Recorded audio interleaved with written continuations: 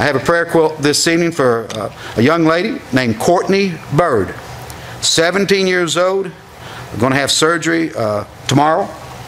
And she taking a break from work and decided to cross the street.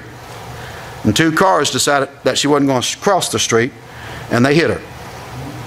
And she's got some busted ribs and cracked back and things of that nature, and two broken legs, and just all kinds of problems with her.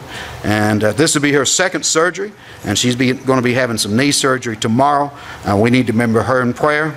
Now, all of y'all tonight are regular folks, so you know how this prayer quilt works. I'll just hand it out here tonight, and it'll make, brother, you'll have to get up and walk 5 miles to give it to the person behind you. It'll make it back to the back and come across the other way, and she'll know that this crowd that we may have tonight, which is a good crowd for us, and she'll know we prayed for her tonight. We have a prayer quilt this morning for Walter Johnson. Walter has cancer. He's the brother-in-law of Donna Parker down here on the front row, and we'd like for you to remember him in prayer. And with this prayer quilt, now I know most of you are regulars, but some of you may be new.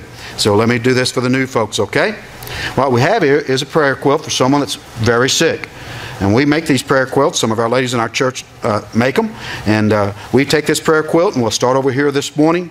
And when the person gets the prayer quilt, if they would like to, they're to have a private prayer between them and the Lord for Walter here. And after they finish their prayer, they'll take the two little strings and tie them into a knot.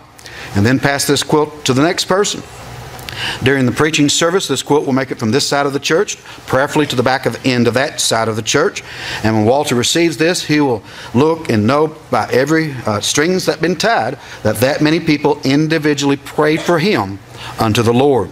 And so we'll give him this prayer quilt. Now, when the quilt comes to you, if you feel uncomfortable in doing a prayer for Walter at this time, you just pass the quilt on to the next person to you, and no one will think otherwise. But Walter will appreciate this as it's presented to him, to know that our church took time out during the Sunday morning worship to pray for him.